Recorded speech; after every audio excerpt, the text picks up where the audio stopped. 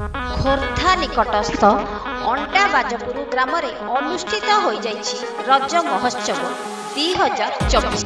ପାରମ୍ପରିକ ରଜ ମହୋତ୍ସବରେ ପୁଚି, ପିଠା, ପାନଭଙ୍ଗା, ଦୋଳି ଆଦି ଖେଳ ପ୍ରତିଯୋଗିତା କରାଯାଇଥିବା ବେଳେ ଖୋର୍ଦ୍ଧାରେ ମ୍ୟୁଜିକ୍ ଟ୍ରାକ୍ ରେକର୍ଡିଂ ଗ୍ରୁପ ପରିବେଷଣ କରିଥିଲେ ଆଧୁନିକ ନୃତ୍ୟ ଗୀତର କାର୍ଯ୍ୟକ୍ରମ। ପ୍ରତିବର୍ଷ ତପସ୍ୟା ସ୍ୱେଚ୍ଛାସେବୀ ଅନୁଷ୍ଠାନ ଦ୍ୱାରା ଏକ ଉତ୍ସବ ରଜ 3 ଦିନ ଧରି ପାଳିତ ହୁଏ। ଅଣ୍ଡାବାଜପୁର ଗ୍ରାମର ଅନେକ ଝିଅ ଏହି ଉତ୍ସବରେ ଭାଗ ନେଇଥାନ୍ତି। ପ୍ରଭୁ ଶାଳେଶ୍ୱର ଦେବଙ୍କ ମନ୍ଦିର ପ୍ରାଙ୍ଗଣରେ ଅତ୍ୟନ୍ତ ଧୁମଧାମରେ ମହୋତ୍ସବର କର୍ମକର୍ତ୍ତା ଓ ସ୍ୱେଚ୍ଛାସେବୀମାନେ ଶାନ୍ତି ଶୃଙ୍ଖଳା ସହିତ ଏହି ପର୍ବକୁ ପାଳନ କରିଥାନ୍ତି।